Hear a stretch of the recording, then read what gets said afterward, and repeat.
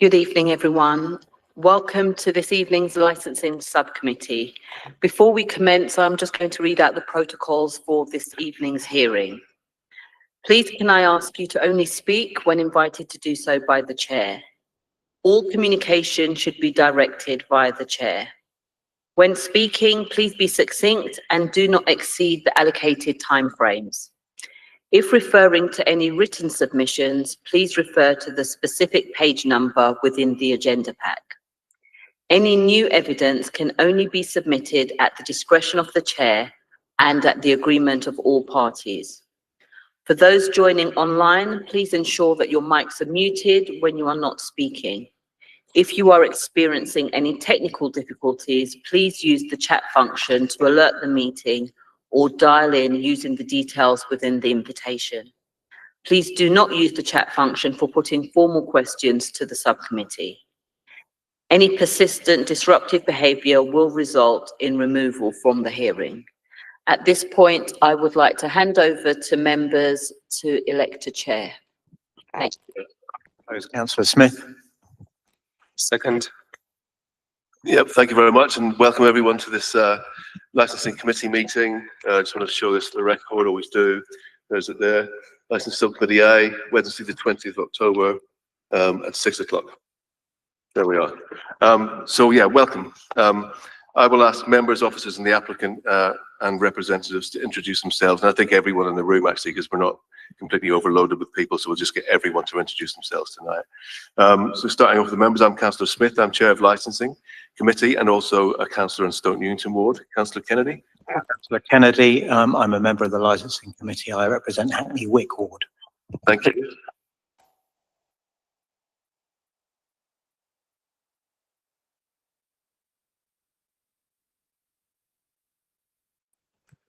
Hi everyone, I'm Councillor Tanaz and I represent Hoxton East and Shoreditch. Thank you very much. And Suba? Good evening, everybody. I'm Subhashri Ramana, Principal Licensing Officer, and I'll be presenting the report. Thank you. Thank you very much. And Mr. Chewett?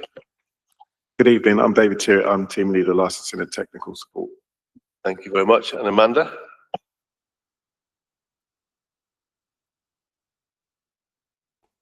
Good evening, my name is Amanda North from Legal Services and I'm supporting members this evening. Thank you. Okay, and let's start off with you first, and then we'll work to your right. Good evening, my name is Yona Dudley, I'm the Mildmay Club Manager. My name is Yona Dudley and I'm the Mildmay Club Manager. Yona, I-O-N-A, Yona. Thank you very much. Good evening, Matthew Butt, barrister representing the applicant. Thank you, Matthew. Felix Faulkner, solicitor representing the applicant. Okay, thank you, Felix. I'm Struan Carmichael from RB Acoustics and we're representing Name again? Struan, S-T-R-U-A-N. Thank you. You, madam? I'm Philip. I'm a near resident of the Mildmay Club. Thank you very much. Hi, my name is Andy McCaddy. I'm the president of the Mildmay. Say your name again, please. The acoustics in here are terrible. Just sorry, it's Andy McCaddy, president of the Anthony. Andy. Okay, thanks, Andy. Hi, I'm Sally. I am from Hackney Food Bank and we recently worked with the Mildmay running an event. Excellent. Thank you very much. Can you hear me okay? Yeah, thank you. If you can't make me out, just say, and I will try and project. Okay, great. So we've done introductions.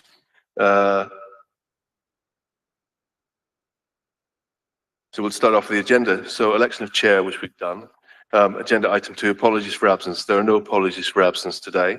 Declarations of interest. Do members have any interest to declare? No, Chair. No, Chair. Nor do I. Thank you very much.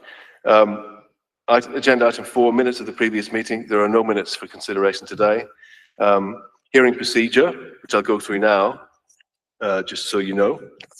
how it works. It works in steps. You might be familiar with this anyway. Step 1, appointment of chair, which we've done. Step 2, the licensing officer, Suba, will outline the report over 5 minutes.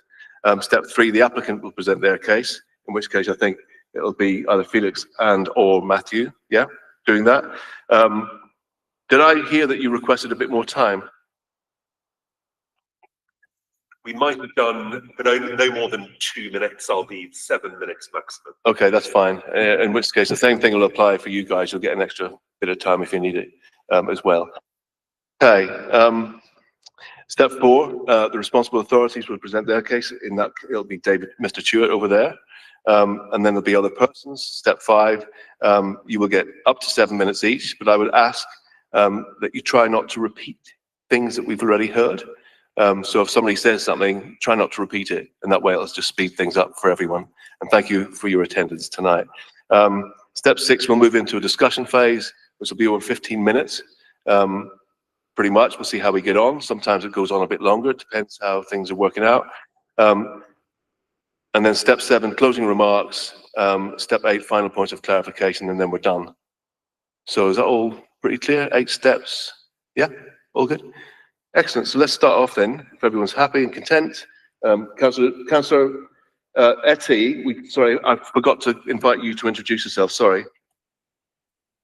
Thank you, Chair. I'm Councillor Etty, representing Clissold Ward. Thank you very much. Sorry about that. It's just because you were online and the computer is off to my right, so apologies. Okay, let's start off with Suba, our Principal Licensing Officer, to outline this report. Thank you. Thank you, Chair. The licensing service are in receipt of an application for premises license received under Section 70 of the Licensing Act 2003 for the premises, the Mildmay Club and Institute, 33 to 34 Newington Green. The application seeking permission for plays, films, live music, recorded music, performance of dance, anything of similar description, and to authorize the supply of alcohol for consumption on the premises from 11 to midnight, Monday to Saturday, and from 11 to 22:30 on Sunday. Registration remains from licensing and other persons against and support. We have received additional submissions from the applicants, and this document has been circulated, and I have nothing else to add. Thank you, Chair. Yeah, thank you very much for that. Again, the acoustics in here are pretty grim, so please just speak up. If nothing's clear, just let me know and we'll try and sort of sort it out, but it's just a bit, it's one of these things. Okay, thank you for that, Suba. And now we'll move on to the applicant, please. So I presume you're going to split this between you, are you? I think it'll just be me, Chair. Okay, brilliant. Matthew, off you go. Thank you. The subcommittee will be aware, having read the papers and from local knowledge, that the Mildmay Club is a famous Hackney venue which is steeped in local history and tradition, and it has a licensing history from over a century as a club.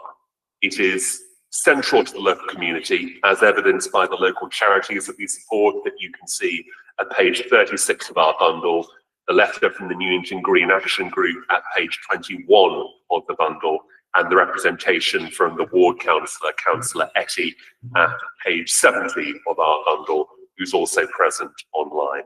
It's the sort of premises that the council is supportive of under the statement of licensing policy. I've set the relevant extracts out in my skeleton argument. There is considerable goodwill towards the premises from those really who are making representations in favour and against the premises, but it is very much under threat. And unless it's given the kind of flexibility that we're asking for today, it's likely the premises will fail. We made a loss last year. Members voted overwhelmingly to apply for a premises licence, and most similar premises in the borough, such as the General Browning, the Moth Club nearby, have already moved on to this kind of a model. I plan to address you really only in relation to the objective of the prevention of public nuisance, because that seems to be the only objective which is raised by the relevant representations. And I want to address 3 areas. First of all, noise breakout from regulated entertainment. Secondly, noise from external areas. And thirdly, dispersal. And perhaps the principal concern is going to be noise breakout from the premises. The LSC will see that there have been problems at the premises in the past, and my client unreservedly apologises for those premises. they have primarily related to structural problems in the past that have since been remedied. I need to address those three matters in relation to problems that are very important.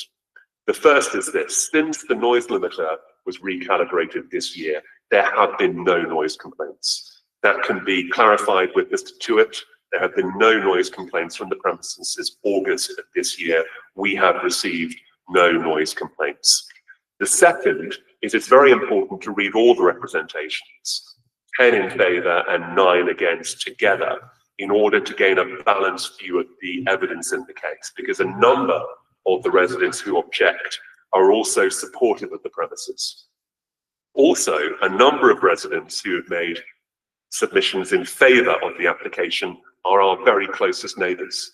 And we ask you to consider the representation at C11, which is in fact Philippa, who's here today and will speak for herself, one of our closest residents at Clifford Terrace. Another resident, C18, page 72, also at Clifford Terrace, and another resident, C18 at page 89, who is a Bishop's Court resident. So there is very much a mixed picture, and it has to be read together to gain a balanced view. The application site is a very substantial building, and there is no reason why regulated entertainment cannot take place without causing a disturbance to our neighbours. We don't just ask that you take our word for it. We've provided a report from an independent noise expert in our bundle at page 7, and Struan Carmichael is here today and can answer any questions that you have. He has provided very clear limits which can be introduced at the premises to ensure that there is no noise nuisance caused to any of our neighbours. With the premises as it's currently constructed, music can be played at 85 decibels without causing any disturbance to neighbours. At that level, there is no perceptible increase in background noise. Now, it might be possible to increase that level in the future if sound attenuation works for the premises. But unless and until that is done, the simplest and easiest way to prevent any disturbance is to turn the noise down to 85 and play it through a noise limiter. Realistically, the only area that could cause disturbance is the main hall. That's the area where large events are held, comparatively large, and there have been no complaints relating to the other parts of the premises. That is why we proposed a condition that music be played through a limiter within the main bar, set at a level that ensures there is no noise nuisance caused at the boundary of the nearest residential premises. An alternative way of dealing with this, if members have any concern, is there could be a condition that there be a noise limiter at the premises, and a more general condition that noise from regulated entertainment must not cause a noise nuisance at the boundary of the nearest noise sensitive premises. And it might be that in fact a catch-all condition like that, there must be no noise nuisance caused by regulated entertainment at the boundary of the nearest noise sensitive premises, would give the greatest reassurance to the neighbours rather than tying it to any specific operation. We've also proposed a condition that obviously doors and windows be closed during regulated entertainment. Residents expressed concern that hasn't happened. That reflects our existing practices. We're very happy to condition it. So we really ask you to not take our word for it, but to impose a condition on the licence prohibiting noise nuisance at the boundary. It is entirely possible. Mr. Carmichael, who's here, has been to the premises. He's played music at that level. He has stood outside the premises and he has listened, and there is no perceptible increase in the decibel level when music is played at 85 decibels within the premises. In terms of noise outside, a number of residents have expressed concern about noise from smokers, which is a perennial problem in premises of this kind. In reality, this has been caused by smokers at events smoking in what we call the carriageway. You can see a photograph of that at page 27 of our bundle. Because there's an enclosed area to the side of the smoking area, there is a risk that people stand in that area and the noise reverberates. What we propose is, first of all, no drinks outside, which is normally the best way of enforcing this. Secondly, the carriageway is only used by members and their guests. And thirdly, we restrict those in the carriageway to 20. And in terms of Friday and Saturday after 8 p.m, only 20 people are allowed to smoke at the front of the premises. So that would mean... That's 7 minutes.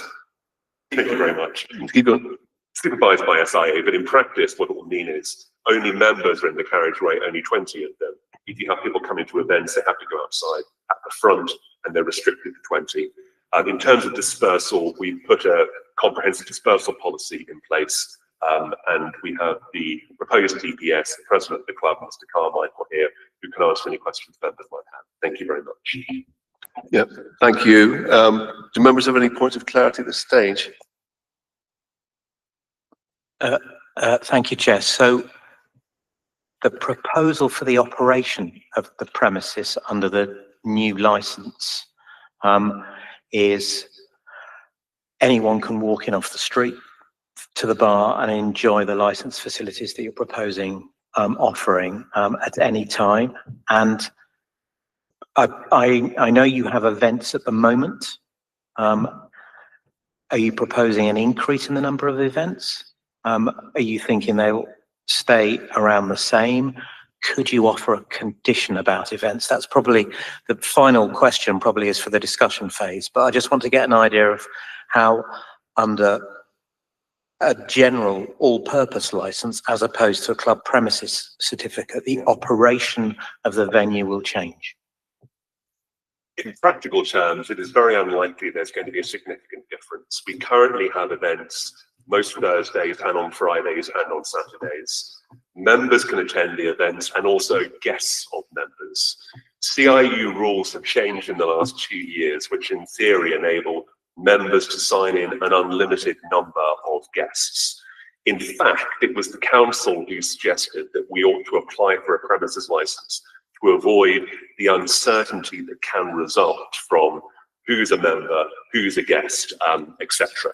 We don't propose to have any significant change in operation, but it would be the case that we would still be having events pretty much every Friday and Saturday. At the moment, we've been doing that with members and guests and using our full allotment of tents. But we do not foresee there's going to be a significant change. We are still restricted by the fabric of the building, the fact that we'll remain a members club.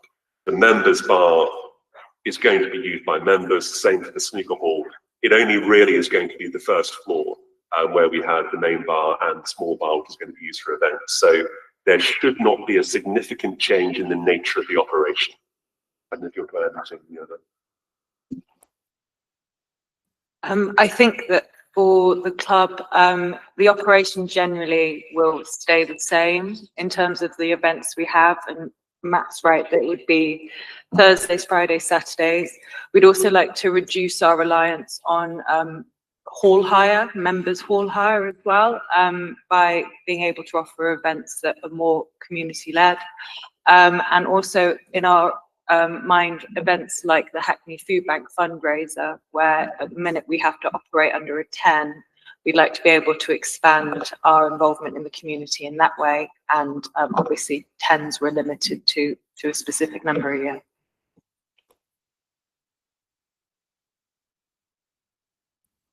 That's great. I mean, I think we can drill down a little bit more into the sort of the general operation. We've got the idea. I mean, this is all on the public record, by the way, as you know. So you're saying it's not going to substantially change in any major way. So therefore, if it did, then, you know, that would be potentially could be a problem. Okay, so let's move on then. Any points of clarity for you, Councillor Martinez?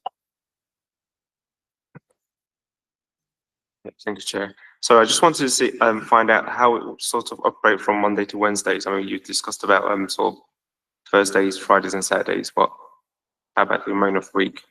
Thank you. So currently at the club, on Monday, we host member-focused events. For example, we have a book club. We have a club-led amateur dramatic society.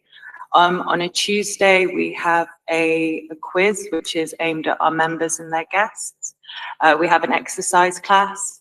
On Wednesdays, we host a choir, which happens every Wednesday, that has 90 members, and all of those are our club members. So we wouldn't be looking to adjust the operations on those days because we already have specific events that are regular. It may be the case that we occasionally have the opportunity to have an event which we currently run with a 10, for example, a fundraiser or perhaps a launch of some sort, but we wouldn't be looking to operate anything beyond that.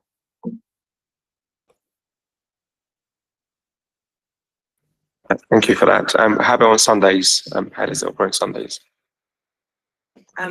Well, we're a really small team at the club, so currently Sundays is my day off. So not very much happens at the club on a Sunday. We occasionally have an afternoon private hire event, so a family party or a family function. We've considered perhaps having events like we've been approached by the National Theatre to offer screenings, so a National Theatre screening, or perhaps we also host the Stoke Newington Literary Festival, which would operate over that period. So perhaps sort of small music events or similar, but we'd be looking at something like we've been approached by a folk music event, we've been approached by an early modern music event, and that's kind of where we'd be looking for similar events, quizzes, comedy, etc. Okay, thank you very much for that. So any further points of clarity? Okay, to move on. Okay, so we'll move on now to, thank you, Matthew, for your submission. We'll move on now to the licensing authority, Mr. Jewett. Thank you, Chair. My representation is on page 49 of the printed agenda. So it's essentially not very much to this representation. It was just to highlight that, as you can see from the representations that have been received from local residents, there are ongoing concerns about noise nuisance as a result of the activities that are carried on under the authorisation of the club premises certificate and temporary event notices from what we can see. So as a result of those complaints, officers made various visits to the site. In the representation, I talk about the applicant provided more information, which they've done, as you can see, from the additional bundle and the presence of acoustician. I talked about the club premises certificate and just questions about what would happen to that. And as we've heard, that will be maintained, and the proposals that the premises operates in a similar way to the Moth Club, which is not far from here. I talked about the dispersal policy, which has been supplied now, and I note that is a quite comprehensive document. But as I say, my representation is just still there because I didn't feel appropriate to withdraw it with the ongoing concerns about noise nuisance. Thank you very much for that, Mr. Jewett.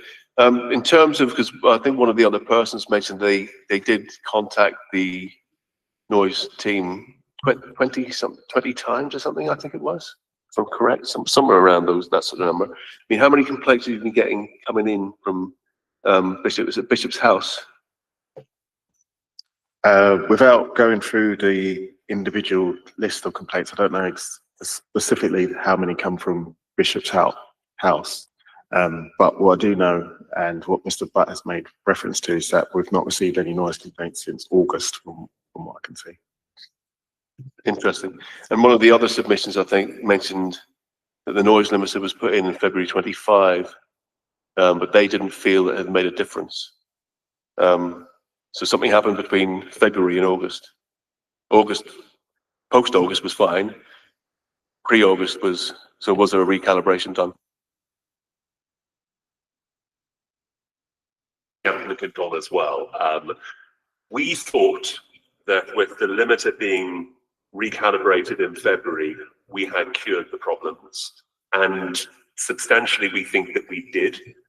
Which is why I sort of say you need to read all the representations together, because you could almost think you're talking about different premises. There were still, we think, possibly some problems with there was a broken window, and there was a risk that there was a possibility that one of the speakers had to be replaced. That was all done by August. It may be those further measures have solved the problems, but whichever way, there have been no problems since August. But we thought we had cured the problems in February. Okay, great. Thank you very much. I mean, we can sort of drill down through a lot of this in the discussion phase as well. Thank you, Mr. Stewart, for your representation. And let's move on to other persons now. So I would like to call, is it Nicola or Philippa? Philippa, you have up to 7 minutes if you need it. Thank you. Okay, I'm not sure that I'm C11 or C10. I've got my thing here and it says C10 on the top. But anyway, I'm a neighbour of the Mildmay. I live in one of the terrace of 6 houses and we share a wall, and I have a courtyard that is directly abuts the large hall at the Mildmay. I've lived there for 6 years and I've been a member of the club for 6 years, but prior to that I lived in another part of Hackney and I've known the club for, I don't know, I'm probably oldest here since at least the late 80s or 90s. Myself, my partner, my adult children ×2, I've never had a problem with the noise. There was one occasion when the repairs being done where from outside you could hear some noise. That was very short-lived, and we were informed that events were cancelled at that stage while the work was going on. I personally have a very positive relationship with the club. I found the committee members and the staff always approachable, communicative, and will always listen. Not that I've had a complaint, but I feel they've got positive relationships with the near neighbours. I think that's probably all I want to say. The club continues to do great work locally. Yona's made reference to the fundraising, but there's also bringing together people of different age groups, different backgrounds, and there is an event for everybody really. So I think most local people could find something they'd enjoy there. So that's all really. Thank you very much. If you've got any Philippa. questions, I'm very happy to answer them. Thank you very much. We'll bring you back in the discussion phase, I think, if you need to come back in. Yeah. Matthew. Sorry, is it not Matthew? It's Andy. Sorry, Andy. Sorry, hi. Yeah, as the president, I've been in this role for about a year now. So Tom, the old president, started this whole trying to get the application sorted out. So I'm very much of a support here. I'm driving the club forward to be very much, as Philippa says, to continue the good work of bringing all people together at one time. I've got nothing really to add apart from my support totally what's going on tonight. Okay, fantastic, great. And then Sally. So we ran our first big charity live event nearly 2 weeks ago as Hackney Food Bank. We needed a space that was big enough that where we could cater for guests, where we could run an auction, have comedy, have special guest actors all come and help raise awareness and help raise money for the charity and generally celebrate Hackney as a community. And the Mildmay, the club was it. And it was big enough, community oriented enough, a special enough space. We were welcomed, we were supported, and the event was a great success for us as a charity. And I'd like for us personally as a charity and for other organisations and community groups to be able to benefit from that in the future as well. So I think it's important that we get behind the club. Brilliant, thank you very much. And finally, Councillor Etty, please, thank you. Thank you, Chair. I really support the application. This is a club, in terms of the long-standing positive contribution to the local community and its ongoing commitment enables me to support the application because it supports local artists, musicians, and community groups, which you have had everyone talked about.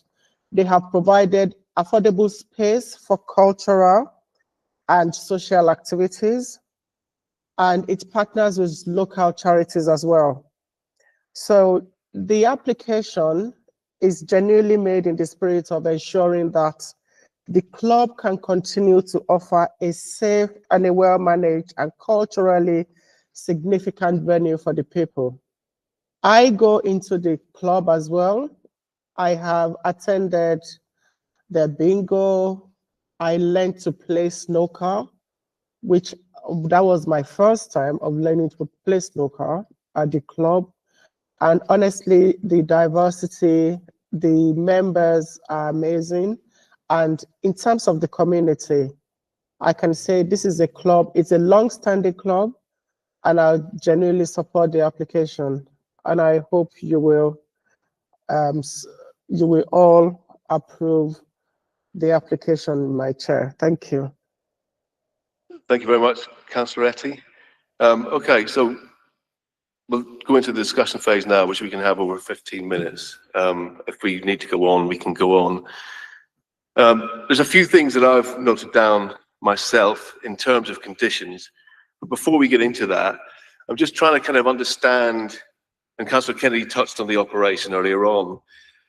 You currently are operating on a club premises certificate at the moment, and you're applying for this kind of like, you know, public license, if you like, as well. So you have two licenses kind of running alongside each other.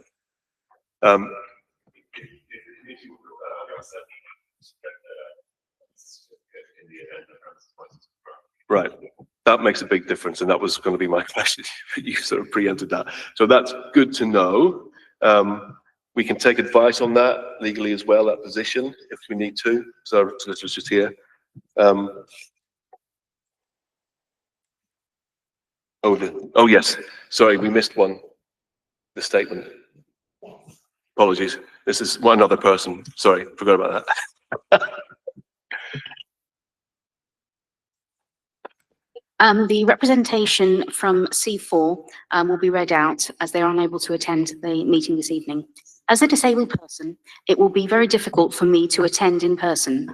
I would like this email to be my statement for the meeting. I hope it will be taken into consideration. There is already some considerable disruption from the club on big event nights from noise and sometimes beer glasses left outside my property, which is a 30-second walk from the club. People attending with bicycles are leaving them chained to my fence. I worry that a premises license will lead to more public events and larger numbers, which will add to these issues. I would like to make it clear that I fully support the club as a member-based club for members and local community events. I strongly disagree with the idea of a public venue upon my doorstep. And that concludes the statement. Thank you. Thank you very much, and apologies for forgetting about that, but we got it in the end. Okay, so just back to the discussion phase. You guys might need a pen for all this stuff that I'm about to throw at you.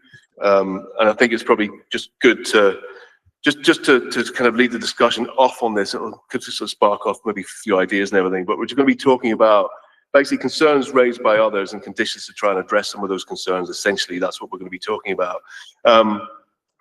So let's start with smoking, for example. That was a kind of big concern. People smoking kind of in that car park beside the building was a concern, and I believe the coachway, sort of that, wherever that area is sort of out there, sort of in that car park area, I presume somewhere around there anyway. We can talk about numbers, 20. The committee might be minded to try and reduce those numbers, depending on how the discussion goes. And then there's you mentioned you would stop smoking at 11:30 out the front. That would need to be conditioned, because it's not currently in your conditions. I don't believe, as far as I'm aware, I don't think that's an actual condition as such. So we'd be talking about maybe putting that in if it isn't. You mean stop at the front, or do you mean stop at the back? There's smoking basically. There's two things going on here. There is a condition. Is there? If there isn't a condition, please tell me. It was either mentioned in your submission. So the first one, no drinks outside and restricting to smokers to 20 within the coachway and 20 at the front. Yeah, that was submitted by you, I believe.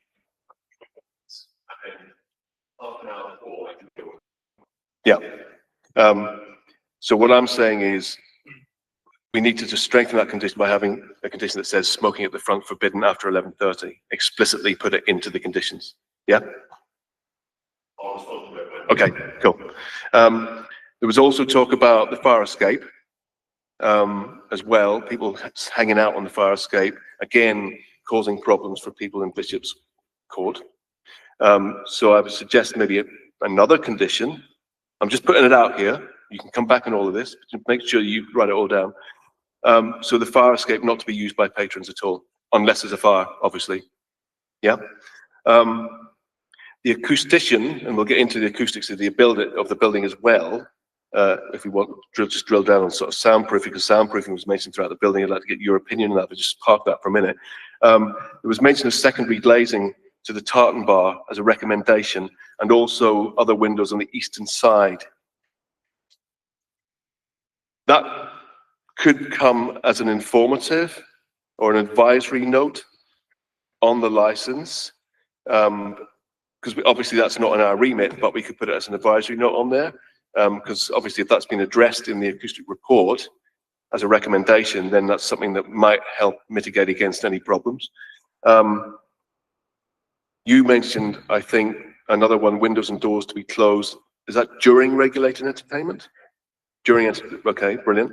And I'm just looking through my notes here, and then a more like a catch-all condition about no noise to interrupt people in the nearest premises or whatever.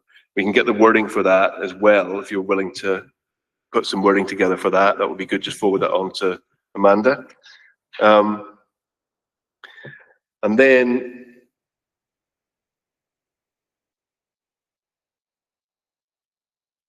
you've sort of reassured the committee in terms of the number of events, because you said that the operation of the venue will be very similar to what it is now. I mean, what we wouldn't like to see is like the number of events like significantly increase throughout the year, and to therefore basically cause potentially more problems for the residents. So we're hoping, what I'm getting at here, we could propose a condition to limit the number of events if we were minded to, if we felt that, you know, it was necessary. I'm just putting it out there. And then I think finally, sorry guys, I'm rambling on a little bit. I'll give you a chance in a minute. Condition 22, page 21, mentions glass bottles shall not be emptied between 10 and 8 a.m.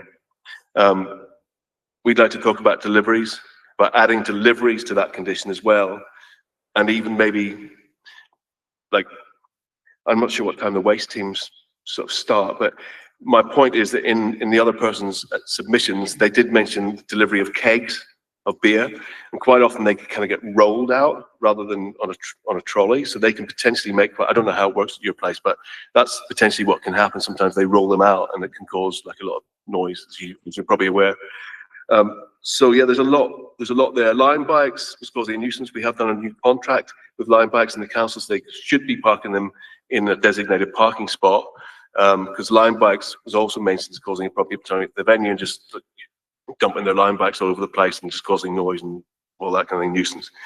But that, again, that's not really our remit, and we're sort of satisfied that we've addressed that through the new contract and all that.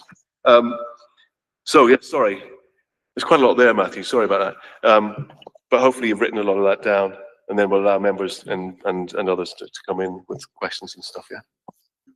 So in terms of the easy ones, smoking in the coachway. Can I take page 27 of our evidence bundle, so the supplementary bundle?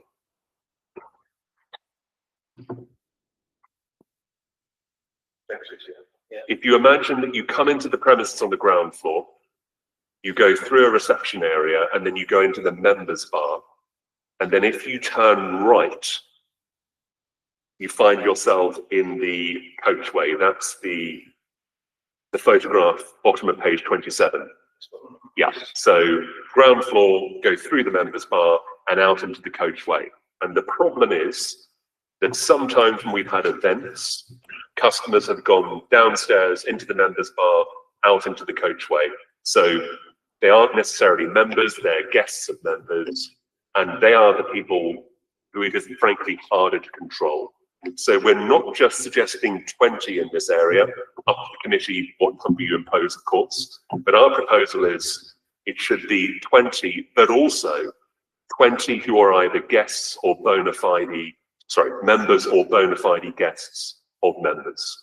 So in effect, if someone comes in to go to see a band or a DJ in the main hall on a Friday or a Saturday, they are not going to be able to smoke in this more sensitive area. So that is a more restrictive condition than just saying 20 in this area. It'll only be our members that we have much better control over. Can I ask us to cross-reference with page 95 and the map on the main bundle, so rather than your supplementary bundle? And can you, using the map and using the blue diamond, can you describe to us exactly where the carriageway is? I think it's pretty much where the diamond is. So it's just under the bottom point of the diamond, is it? Yeah. So okay. So if I've read the objections right, I think that is where the noise of smokers is coming from for residents. Yeah. So I wonder if 20, even though they're your well-behaved members and their guests out there at any one time, might be too many. We're a consensual committee. We like to come up with things that work as best for the residents. Plenty was okay.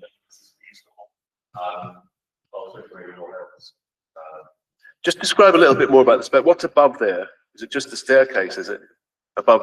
You know, we can't see above. What's up above?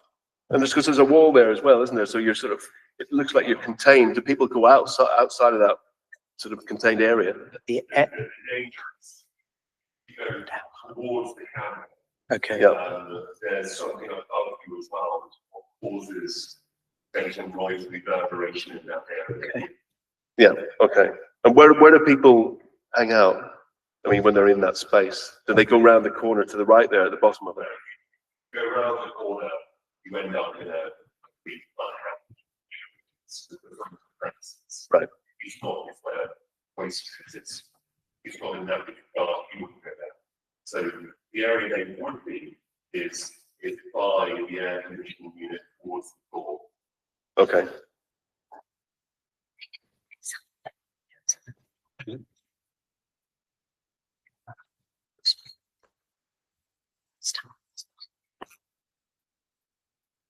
Sorry, can I ask you to speak into your microphone, please? I was just explaining that the door out of the members bar is, if you're looking at the photos on the left, where the arrow is. So when people immediately go out into the carriageway, generally they will stand in that area, which is sort of immediately in front of the members bar door. As you come further up towards where the camera is, that's that is a series of double doors, and people don't generally stand there. Immediately above is a fire exit, a metal fire exit door, and we do consistently manage that people don't kind of carry on down that area, because that alley and open space is next to our neighbours, and we are aware of their concerns, and we try to manage them on a day-to-day basis and try and alleviate them. Andy. Sorry, can I just add that we did have a problem there when we used to have smokers outside with drinks, and they were congregating there. Since the start of the summer, we've now put in place a policy that no drinks outside, so they get left inside. So that hopefully has meant there's been no complaints since then. Okay, brilliant. Thank you. And then, so listen, I'm just going to throw a figure out there. My feeling is half. 10. 10. I mean, obviously you want 20, but it's just. Well, we're not going to have a live negotiation. It is in the subcommittee's discretion, obviously. The smaller the number, the more difficult it is to enforce, obviously. 20 seem reasonable to us. It might be the subcommittee prepared to split the difference and say 15, I don't know. Okay. I can't speak much. Yeah, but it's good to see what your body language is saying. Yeah. I didn't know. I'm so sorry. Doesn't matter. All right. And then on the fire escape. Absolutely, yeah. So that reflects current practice. I think the problem with the fire escape had been some of the bingo players who've been coming to the premises for years and years and years will sometimes go out onto the fire escape. As far as we're aware, they don't do so anymore, but we are happy to put a condition on patrons must not use the fire escape other than for egress in the event of an emergency. And just coming on to Mr. Chewett, in terms of the enforceability of a condition like that, is that something that would cause you problems as the licensing authority? Is that's okay? No, that's okay. Okay, brilliant, excellent. And then just over to the acoustician. Yeah, so the sound report comes in two parts really. It says if you keep things as they are, we put sound at 85 decibels, which is a level we can broadly comfortably live with. And with things as they are, there was no perceptible increase in decibel levels. So there would be no need for any noise attenuation work if it's set to that level. If you wanted to increase the decibel limit to around 100 decibels, that would require the sound attenuation work, so additional secondary glazing and other work. We can't offer that as a condition because we would require approval from members and the funding in order to complete that work. So we are going to have to keep the noise down to prevent there from being a nuisance, which is why certainly it could be an advisory. It would be better for the premises. It would provide more reassurance for everyone. It is our intention long-term that we need to have the funding in place. So we wouldn't be able to offer that as a condition at this stage. Our solution is turn the noise down and put a condition on the license that regulated entertainment must not cause a noise nuisance at the boundary of the nearest noise-sensitive premises, which is clear, enforceable, everyone knows what it means, and it doesn't relate to the subjective question of audibility. When I was present, I couldn't hear noise played at 85 decibels. I was told it was for other people just audible, but nowhere near the level that would be a nuisance. So that would probably be the best condition, and then that covers all regulated entertainment in all of the premises. Thank you for that. And what was your name? Struan. Struan, just want to talk us through very briefly, you know, what you think about the acoustics of the building and the kind of, you know, the outbreak and stuff like that. Yes, so yeah, we obviously visited earlier this month and we played it at the kind of current level that they're operating at, which is around about 85. When we were visiting site, we went to the neighbouring Bishop's Court, and yeah, as you said, it was just discernible in lulls of traffic. So when noise levels, obviously you've got the kind of busy-ish road that's adjacent. So when there's a lull in traffic and then we're only talking about distant noise, you could only just perceive it at the boundary. And, you know, as we've kind of said in the report, you know, noise was, when we turned the music up to kind of find out where the weaknesses were on the kind of building envelope, it was apparent that the glazing was that. But that was only really apparent when we kind of went past the limiting level for the purposes of that. But yeah, at the 85 decibels, you know, it was just discernible and we would consider it acceptable. Okay, brilliant. Thank you for that. Just by Matthew, is there any more there? Is there some more? I can't remember now. Let's have a look. Is it realistic for the windows and doors to be closed during regulated entertainment? Yes, the definition of the premises is realistic. It's what we do at the moment. I think there was a program there. Yeah. Yes. Excellent. And the first condition is entirely possible. Yeah, and then just adding deliveries to condition 22, page 21. So at the moment, it's glasses and bottles to be empty not to be empty between 10 and 8. I'm saying no deliveries between that time, is it either? Okay, and I think the waste team have got their own protocols, haven't they? The waste team got their own protocols of when they turn up and do all the waste and everything, don't they? On some streets, not every street, but. How does your the waste red work, ro- by the way? Red routes. How does the waste system? He collects it, yeah. Actually, we have two processes. So we have Hackney come and collect our bins twice weekly on a Tuesday and a Thursday. Because we have private hire events where they'll be having catering, we also have additional collections from First Mile, which come in the morning following a private hire event. So What time is that at, roughly? so that is in the morning, early. I don't see them. So I think, sorry, actually it's at 6 p.m. So we keep them inside and then we put them outside. Did you say 6 a.m.? 6 p.m. It's like 6 p.m. Yeah, it's, Okay, actually, I think that Hackney don't allow First Mile to collect early in the morning because I've asked them to do so because we get complaints about waste outside, but they said that Hackney don't allow for collections early in the morning. It's just in the evening. So those waste collections, because we're happy to put deliveries into this condition, but the waste is not causing residents problems at the moment.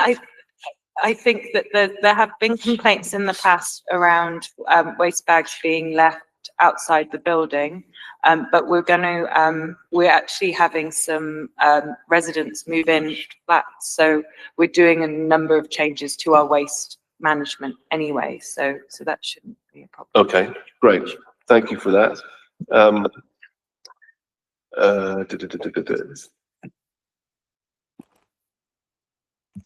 Has the noise calibration that Stu and you've checked yourself at the venue, has that then been run by our own environmental protection team? So have they been out and checked it? So I'll just pop in here. So your noise acoustician did visit the premises and checked the noise limiter, which we fitted his name. I can't remember, but I was there. That's why I'm speaking. Okay. But again, we didn't have any issues with regards to that. He obviously has not submitted a representation, and we agreed conditions, which has now been withdrawn. But yes, he has visited and seen the current limiter, which we have in force. Great. Thank you. I mean, my overall impression of this is that, I mean, obviously sometimes with events, it could have been a problem for some of the residents, but it seems to me that it's the outdoor space when people are hanging outside seems to be the main.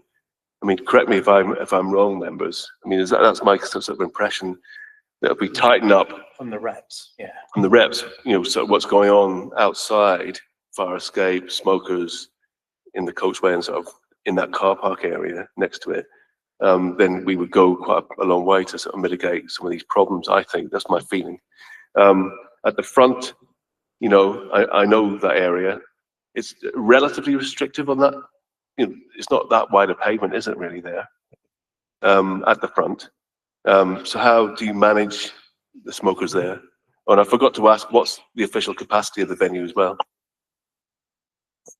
The official capacity of the venue is limited by our fire risk assessment and regulations, and it's 329 people, including all members of staff and performers in the building. In terms of managing smoking outside, so we don't allow any glassware outside. At the weekends, we have a security guard who manages that as an issue. When we have events, for example, on a Thursday, usually those are screenings or live music events. So when there's a natural break, or when there's an active break in the performance, we will station a marshal downstairs to stop people taking their drinks outside. In terms of congregating outside, it's mainly a challenge when we have private hire events, I think, because we have weddings, etc., where there are people, it's just more likely that more people will smoke. We always have a security guard when we have an event like that, and they will manage the numbers and also manage the front of the building there's a space between our building and the pavement with a boundary kind of fencing. So generally people stay within within the club boundary. And if they do go onto the pavement, we always ask our security guard to manage that and ask them to move out of the way and respect people who are walking on the street. Because I think I also read in your submission that sometimes you ask them to go across the road to the where the park is. That That has happened in the past, because you can immediately, Newington Green is over the road, so if you do the crossing in the centre area, you're obviously in a space where there's no there's no people to be disturbed. We tend not to do that unless it's especially busy, because obviously that involves crossing two crossing spaces, so it's more difficult to manage. Okay, great. So just to move on to SIAs. At the moment, you're one SIA on a Friday and Saturday. So there's two questions here. It might be three. The first question is, what happens on the other days? Monday, Tuesday, Wednesday, Sunday, Thursday, because you do book clubs, amateur dramatics, quizzes, exercise classes, and things like that. Choir. You obviously feel it's not necessary, Matthew, to have SIAs in those days, because otherwise you'd have mentioned it already. So you feel that the Friday and Saturday would be the main days, really. Is that right? Yes, so the club has a door entry system. So people have to buzz for entry, and our bar staff in the members bar allow access. If we have a busy moment, so I'd suggest say a Thursday when we have, for example, tomorrow we have a live jazz event in the main hall. So there'll be a short period at when the event is starting where we'd expect members to be coming in with their guests. So we would open the door but have someone from the club stood in the hallway greeting people. Then once the event has started, the door is closed and we return to the door entry system, which is people buzz for entry.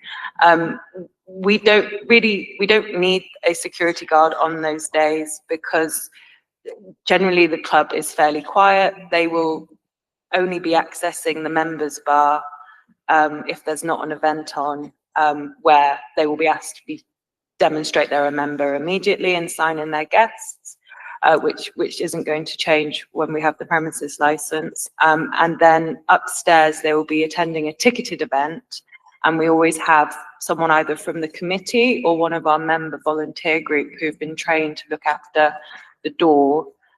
They then operate the door policy into whichever event is happening. Okay, so just quickly, just on that point, suggested we add risk assess to this, Matthew, but basically up to 100. If you think the event's going to be over 100, then it'd be 1 per 100, basically on a risk assess basis. So basically, if you were having something, say on a Thursday, and you were expecting 150 people, you would do a risk assessment and then decide to maybe employ one. It's my first point. Just wait a minute. And then the other element to the SIAs is that part of the dispersal policy, where you mentioned in your report that basically SIAs would be on until people have sort of left. How would you feel about having them on for half an hour after you shut, in order to holistically kind of manage the dispersal of people away from the building? Would that present a problem for you? I would say that it would be a cost consideration for us. The club pays all of its staff London Living Wage. We use a external company for our SIAs, but we have 2 regular SIAs that always come. We're also committed to affordable drinks, so all of our drinks are under, well, beer is under. Can you just tell us how it works currently? How it currently works? Yeah. So basically, currently our security guard is paid to be at the club on a Friday and Saturday night until 12:30.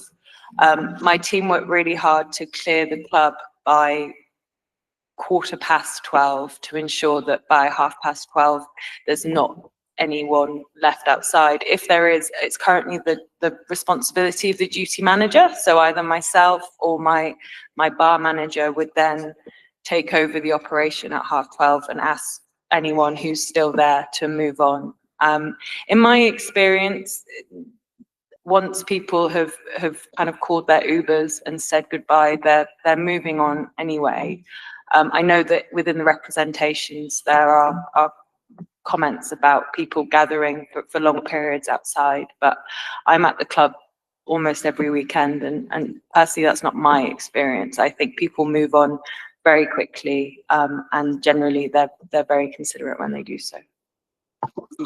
We do find that, I mean, in the guidance, Matthew, you'll know this, that basically, venues are not responsible for what happens outside, but there's kind of a holistic approach that they can take to sort of at least managing the sort of the first, I don't know, 10 feet or 20 feet or whatever outside. I mean, it might not be half an hour, it could be 15 minutes. It's just those extra little minutes at the end do give us a bit more reassurance.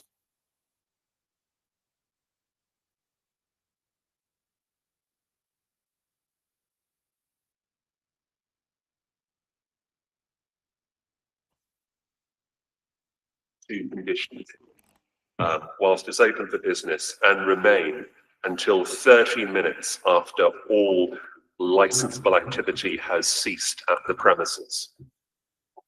Yeah. It does give us a little bit of extra time. It was that little bit of extra time after past, that's the problem. I'm just asking for a bit of time after the past, that's all. Even if it's 10 minutes, because 10 minutes could make a difference.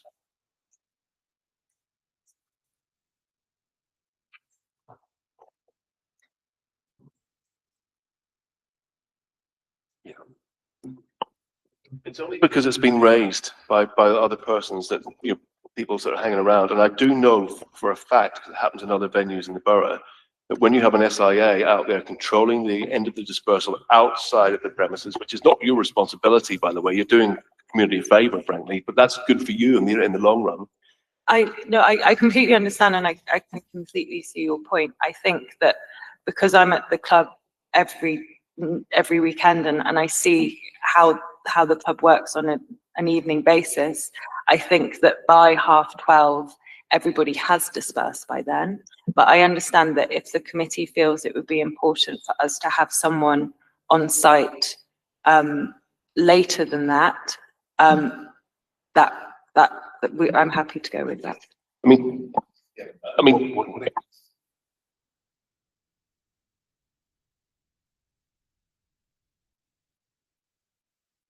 becomes difficult enforceability, but to say and remain on duty until dispersal from the premises has concluded. That could be an interesting bit of wording. Because if licensing were to visit and customers were still leaving, still hanging around at the front, and there was no SIA there, that would appear to be a breach of the condition. I was going to throw a spanner in the works and say, what about making the closing hours 10 minutes earlier? And that therefore fits your current practice. But your staff, as they're asking people to leave, can point to the fact that it's only 20 minutes drinking up time, not half an hour drinking up time. And you can reasonably ask everyone to leave by 20 minutes after you've served the last drink and give the SIA 10 minutes to clear them from the front. That would mean we would be losing 10 minutes on the hours currently under the CPC. It would take us out of kilter with core hours on Friday and Saturday. And it's the kind of thing that is just going to cause problems with customers. If you say, well, I'm sorry, the premises close at 10 minutes before the hour you'd expect. I think we put us, we're in your hands. Happy to leave. I think that wording you suggested actually is quite good. If you could just write that down and send that to Amanda. I think that's sorted out. So we would add condition 2 whilst open for business and remain until dispersal from the premises has concluded. Yeah. Yeah, and remain until dispersal of patrons from the premises has concluded. That's all good. Yeah, yeah. Just one second, but as we know, sometimes patrons can leave, and we've said before, it's not your responsibility once they're outside of the venue, so that's okay. What we're worried about is outside of the venue, but directly outside or within 10 feet away. That's kind of thing. So I'm just wondering if we could maybe add some other words that might just capture a little bit of that. I think dispersal is obviously wider than the premises have closed. That would, if you got everyone out the door and then shut the door, and David would come along and see everyone standing on the doorstep and at the front, nobody could reasonably say dispersal from the premises has concluded because everyone's outside the front door. Everyone knows what dispersal from the premises mean. There's a dispersal policy that makes clear what it means. I think that's probably, in fact, a more onerous condition than an extra 10 minutes to the SIA, because if you had that, SIA could clock off at midnight 40, regardless of what's happening at the front of the premises. So we might have talked ourselves into a worse position. Yeah, yeah. No, good point. But you get I think you've got the idea, haven't you? You know, it's just managing late at night when people have been having fun, you know, and we've got residents living nearby. We're just trying to get the balance, that's all. And Councillor Tinaz, you had a question. Okay. Any other questions, points? I think we've been through a lot here. Yep. Thank you, Chair. Just a question on basically the smoking area. So you limited it to 20, and so that we can, you know, have a clear discussion about this. Just want to find out, I mean, is all the aircon fans at the same location? Because I see on the photo that there's several air fan, well, the fans are located at the smoking area. So I just wondered, obviously over summer times, all those air conditions will be on, and the noise wise, you know, having 20 smokers plus the air cons on. I see your point that the volume of people speaking would raise because of the air conditioning units. So that's right. The way that the club is formatted, so there are, in that smoking area, you can see 2 air conditioning units, which are the air conditioning units for the members bar. The air conditioning units that are on the exterior of the building for the main hall are much, much further down the route towards what used to be the club car park, but is now just an empty yard that's not in use. And then for the small hall, those units are above on the fire escape. So there's only 2 units which are in that smoking area space, which are the ones that are used for the members bar. In practice, the members bar's a fairly small space, and we generally would only have 1 of those on at any time. Obviously, when it's very cold or very warm, the members bar never really gets warm. We heat it generally in the winter. In the summer, it's very cool down there anyway. Yeah, thanks for that. Matthew, I'm not sure we got the answer about having risk assessed in there, in condition 10, page 19, based on the number of 100. So, you know, that was the proposed condition. Page 39, or no, page 35 of the supplementary bundle. This is covered in the dispersal policy, which sets out how we would approach the risk assessment. So condition 2 includes the requirement for there to be a risk assessment. And then page 35, paragraph 4 of the dispersal policy sets out how we would go about that risk assessment. In terms of the numbers, a consideration is expected attendance exceeds 200 patrons. Sorry, let me just get to page 19. I just want to read that condition for myself a minute. Page 18, 1 second. So the condition would be At all other times, the requirement will be risk assessed. Where is it? Condition Page 10, isn't 18 it? of our supplementary bundle. Oh, yeah. A minimum of one supervisor shall be on duty at the premises from 8 PM on a Friday and Saturday whilst it's open for business, and they must correctly display their license. Oh, yeah, at all other times, the requirement for SIA license will be risk assessed. Can we put the number of 100 in there? And the difficulty So there basically, is- if it's over 100, you need one. But if you've got 100 people coming to sing in the choir, you wouldn't need SIA on duty. No, but that's on, I mean, do you have 100 people coming to the choir? We've got 90 people. There's Okay. 90 people in our choir. Oh, right. Yeah, they're all club members. And also, for example, actually bingo happens on a Friday, but we would have 80 people coming to bingo. Right. It is a meaningful condition. If there were a problem with the premises and there were no SIA on duty, the licensing authority would be perfectly entitled to say, how did you risk assess this event? And if there were no risk assessment, you breached the condition. If there was a risk assessment, they would have to say, well, let's look at your dispersal policy and see whether you should have had SIA on duty on that event. What we have to avoid is putting a condition on that isn't what the committee has in mind, that ends up the premises incurring a cost and having SIA on duty when they don't in fact require it. I think to simply say 100 would be too blunt. You could add, will be risk assessed in accordance with the dispersal policy. And then that would tie the premises back to the specific terms of the dispersal policy. All makes sense. Thank you. Let me just write that down.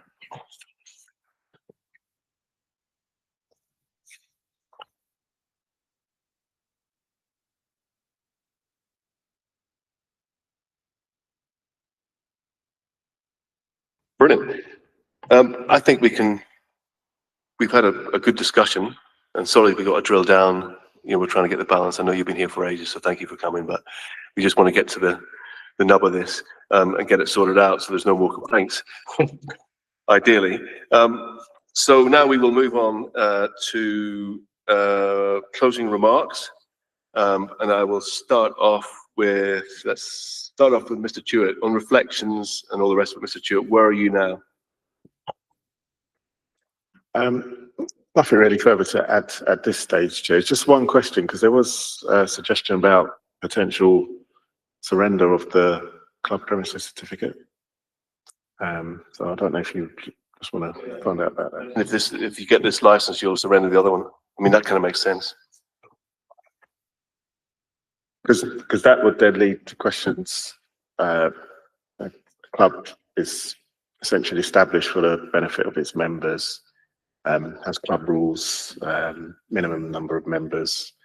In this case, a committee. So I guess the question is, would all of those things still be in place without the club premises certificate?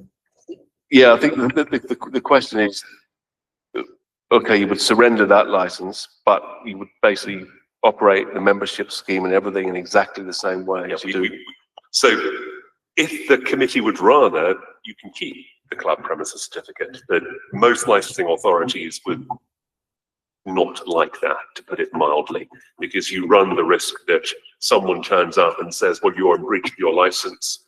And then an operator not like this one might say, well, which license do you mean? Because we're allowed to do this under the shadow license or the CPC. But in terms of whether we're going to change and just become a commercial venue, we're still a CIU club. We're still controlled by our members. We still have a constitution. It took many, many, many steps in order to get us where we are now. It took many steps to have an online hybrid meeting. There is zero prospect of the Mildmay Club not being a members club anymore. That is not going to happen. It can't happen legally. It can't happen. It won't happen. Our members wouldn't let it happen. It's just not going to happen. Mr. Stewart, I mean, is that something that we could condition? I don't think it needs to be a condition. No, it's just more a question. It was mentioned, so just yeah. Are you satisfied with what you've heard? Excellent, brilliant. Okay, great. Okay, and now we will. I'll take you last, Matthew. We've got, I think, Philippa. Do you want to come in with your closing remarks? What you've heard? You okay, Andy? Sally, fantastic, acoustician. And then over to you, Matthew, final. I'm going to be Sorry, Councillor Etty, sorry. Councillor Etty, do you have any closing remarks? I mean, thank you, Chair, and to the whole team. I mean, there is no doubt you've had based on your questions, you've had how they have put in place since August, listening to residents, ensuring that all the complaints that people are making, they are listening and responding to that, and taking residents' concerns into consideration. And this is one of our oldest clubs, you know, and I really support the application, like I said, and with their support within the community, I hope you are satisfied and I hope you will be able to grant the license. Thank you.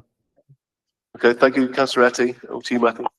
I'll be very brief because apart from the discussion, we haven't really moved on very much from when I made my submission. I say apart from the discussion because that has been by far the most valuable part of this meeting. I genuinely mean that. All I'm going to say is this, and it's really just a legal observation. If the application is granted and we surrender the club premises certificate, we can no longer trade under that. So that's going to cause a significant change if things are materially different. We don't think they will be at all. But I'm just assuming that no conditions will be imposed other than those which we proposed or that are consistent with the operating schedule or which have been discussed and agreed in the discussion. If anything else were to be imposed dealing with number of events or anything like that, we'd end up in a perverse, worse position than we were under the CPC. But apart from that, my client is extremely grateful, as am I, to the subcommittee for the way in which this hearing has been conducted. Yep, that's perfectly fine. I don't think that's going to happen, Matthew. So I think Licensing officer, if they have a recommendation in terms of smokers on the carriageway, because we were discussing 2015, 10. Do you remember? Yeah, on the coachway, that bit outside. Coachway, sorry. The picture, David, is, what page was the picture on? The picture we were looking at, David. Page 27 of the supplementary. So they're saying 20 out there, David, and we're saying 10. And they said and there was a suggestion of 15. What?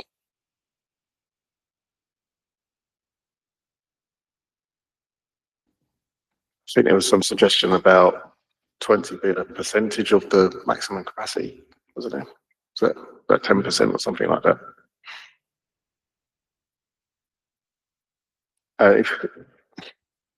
Sorry to put you on the spot, David. Yeah, no, I would say if 20 is what's in the application, 10 is what your suggestion is, then I would say 15. Okay, 15 it is then. There we go. We've got a compromise. Excellent. Okay, so that's going to be 15. Brilliant. Write that down. Yeah, I think we're done. So thank you very much, you all, for all your patience. I know it's been a little bit kind of, quite detailed, and we've got into lots of things. So thank you for coming, everyone. So we'll call the meeting to a close. Thank you very much. And want to have a nice rest of your evening. Thank you very much. Chair, could you just, with regard to the 10s, just for the public record, say that it's been withdrawn? Yeah, and agenda item 7, the 10 that was on the agenda has been resolved. Is that right? Withdrawn. Yeah. Withdrawn. Yeah. So there we go.